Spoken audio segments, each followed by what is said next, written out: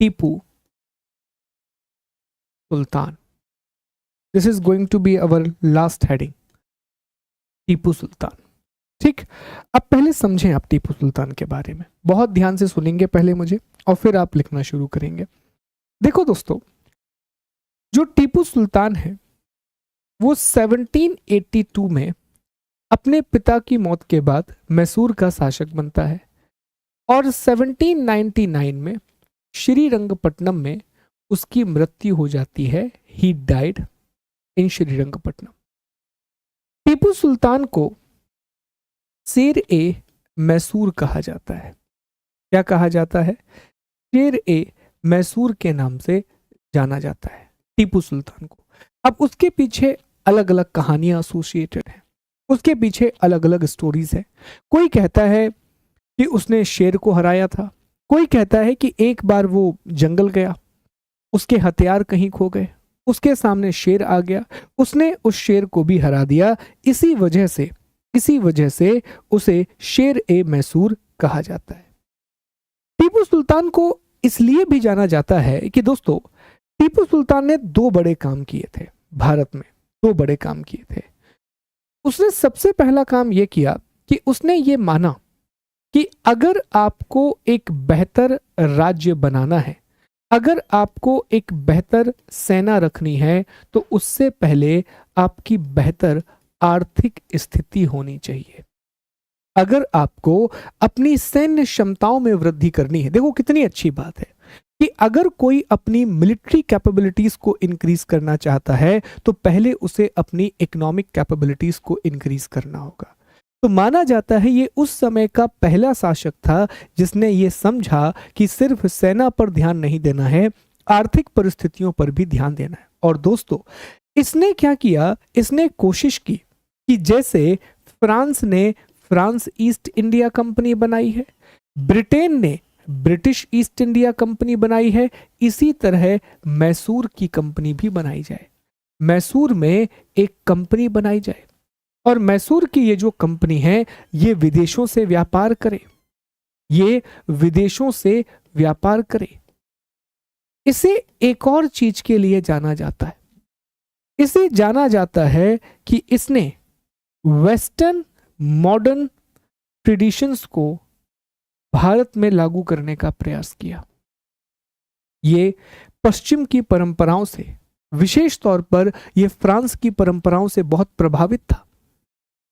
इसने अपनी राजधानी में एक स्वतंत्रता का वृक्ष लगवाया था, खुद जैकोबिन क्लब का मेंबर बनता है।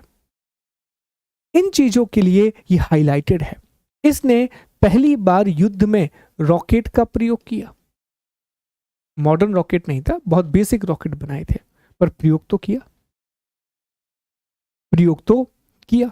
तो ये इन चीजों के लिए विशेष तौर पे जाना जाता है। ये मैं सिर्फ आपको परिचय बता रहा हूं, हम इसकी नीतियां अलग से पढ़ने वाले हैं, इसकी पॉलिसीज को हम डिटेल में पढ़ने वाले हैं।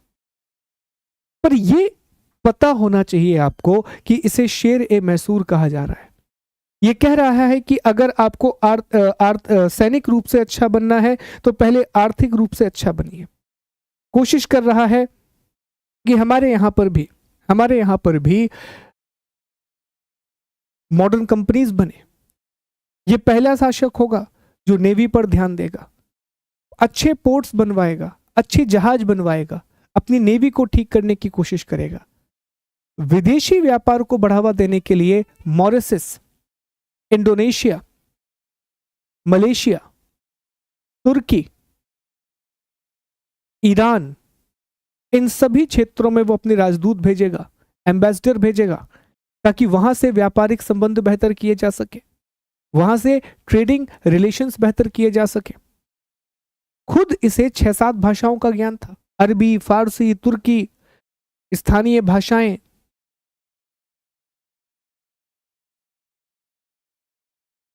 उन सब भाषाओं को ये बोल रहा था। नेवी को बना रहा है, मॉडर्न इंडस्ट्री बना रहा है, जैकोबिन क्लब का मेंबर बन रहा है, राजस्व सुधार कर रहा है, माप तौल लेकर के आएगा, कैलेंडर लेकर के आएगा। List of reforms. इसलिए टीपू सुल्तान ज्यादा महत्वपूर्ण है। हालांकि युद्ध में ये उतना सफल हो नहीं सका।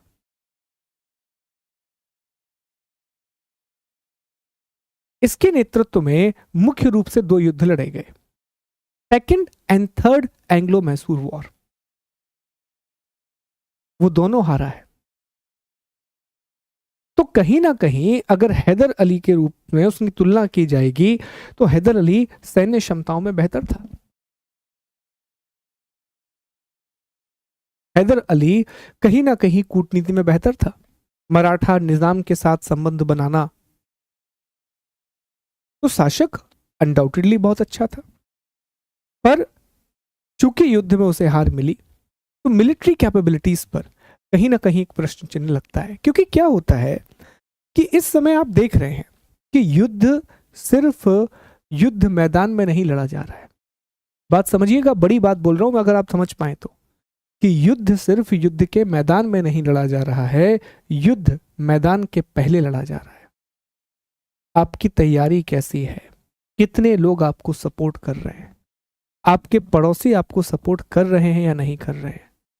तो विदेश नीति पहले भी उतनी जरूरी थी, आज भी उतनी ही जरूरी है। फॉरेन पॉलिसी पहले भी जरूरी थी और आज भी उतनी ही जरूरी है। चलिए इसके सुधारों को भी जरा समझ लें थोड़ा थोड़ा कि क्या क्या सुधार किए इसने। इकोनॉमिक रिफॉर्म की अगर बात की जाए, आर्थिक सुधारों की बात की जाए, तो इसने भी आधुनिक उद्योगों को बढ़ावा दिया। और जैसा मैंने कहा कि इसने तो प्रयास किया था कि एक कंपनी खोली जाए, जैसे ब्रिटिश ईस्ट इंडिया कंपनी है। इसने विदेशी व्यापार को प्रोत्साहन दिया। फॉरेन ट्रेड को इसने बहुत ज़्यादा आगे बढ़ाने की कोशिश की। मॉरिशस, फ्रांस, टर्की, इन सभी जगहों पर इसने एम्बेसडर्स भेजे, दूतमंडल भेजा। इसके अलावा इसने राजस्व सुधार किए, रेवेन्यू रिफॉर्म किए। हालांकि इसके समय भू राजस्व की दर बढ़ा दी गई, फिर भी लोगों ने इसका विरोध नहीं किया। लैंड रेवेन्यू रेट है वो बढ़ा दी गई। तीसरे युद्ध के बाद जितना भी पहले कर लिया जा रहा था, लगभग 30%, ठीक है, 30%, ऑलमोस्ट 30% इंक्रीज हुआ। 30% का इंक्रीज हुआ, 30% बढ़ा दिया गया।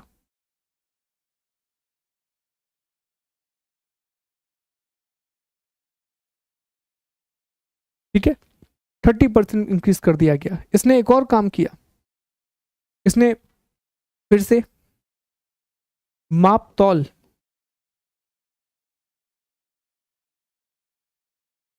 का मानकीकरण किया। स्टैंडर्डाइजेशन ऑफ वेट कैलेंडर की शुरुआत की।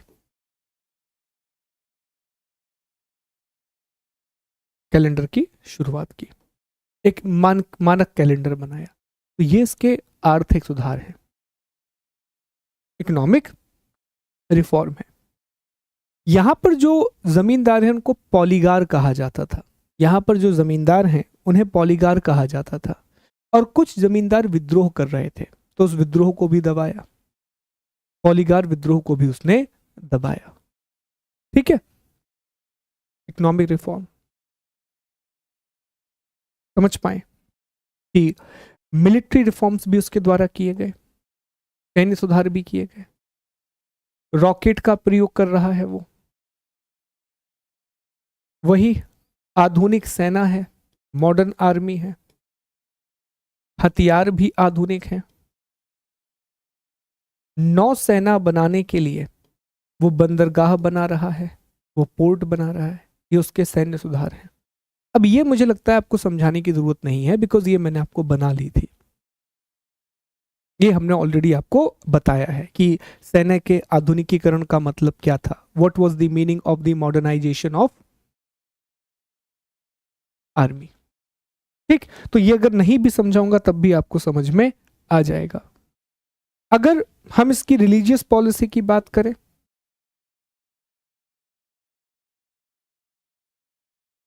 धार्मिक नीति,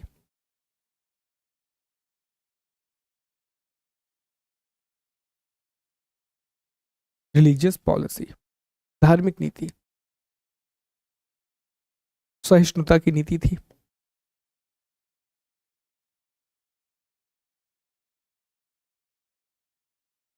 देखिए, जब एक मराठा सेना ने, एक मराठा टुकड़ी ने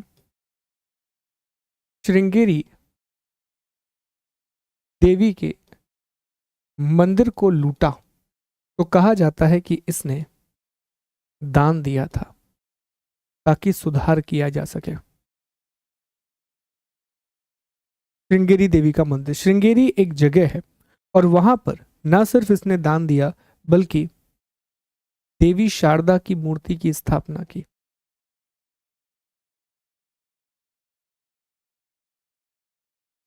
देवी शारदा की मूर्ति भी उसने बनाई। तो धार्मिक नीति में सहिष्णुता है, श्रृंगेरी देवी के मंदिर को दान देना है और देवी शारदा की मूर्ति की स्थापना है, इसकी रिलीजियस पॉलिसी है। वहीं अगर आप इसकी विदेश नीति को समझें, विदेश नीति, फॉरेन पॉलिसी, विदेश नीति की आप बात करें तो इसकी विदेश नीति भी फ्रांस से बेहतर संबंध थे, तुर्की से बेहतर संबंध थे। फ्रांस से इतने बेहतर संबंध थे कि इसने श्रीरंगपट्टनम में एक स्वतंत्रता का वृक्ष लगाया था।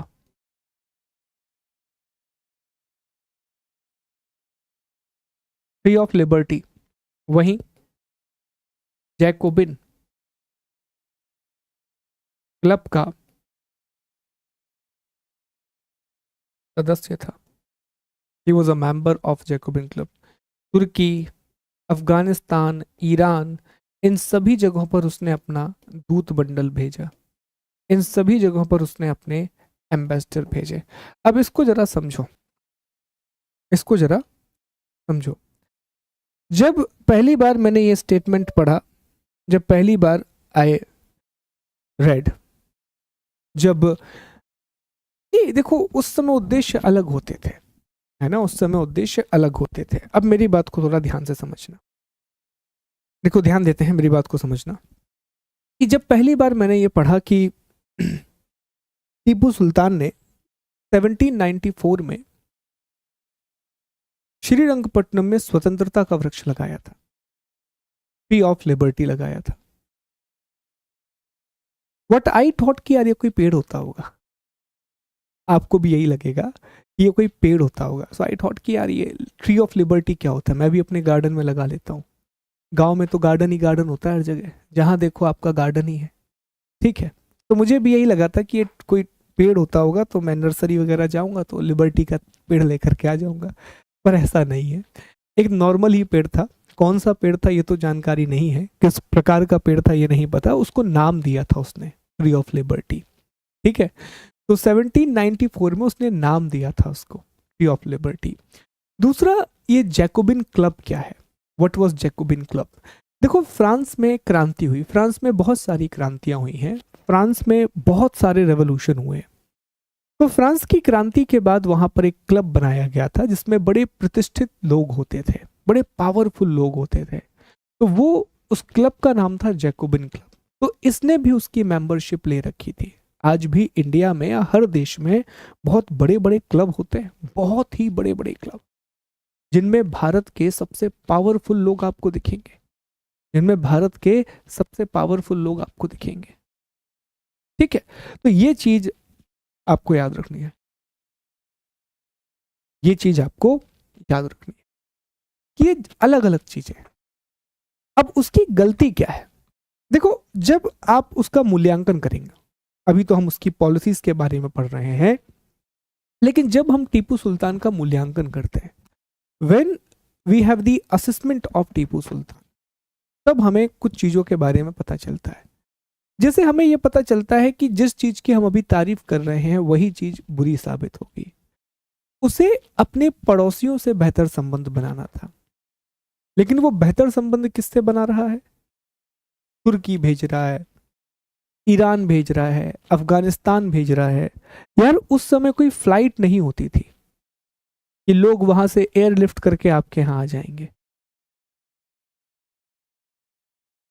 उस समय कोई ग्लोबलाइजेशन भी नहीं था कि एक देश की नीति का पूरी दुनिया में फर्क पड़ जाना है, कि इंपोर्ट एक्सपोर्ट बंद हो जाना है, क्योंकि ऐसी व्यवस्था ही नहीं थी।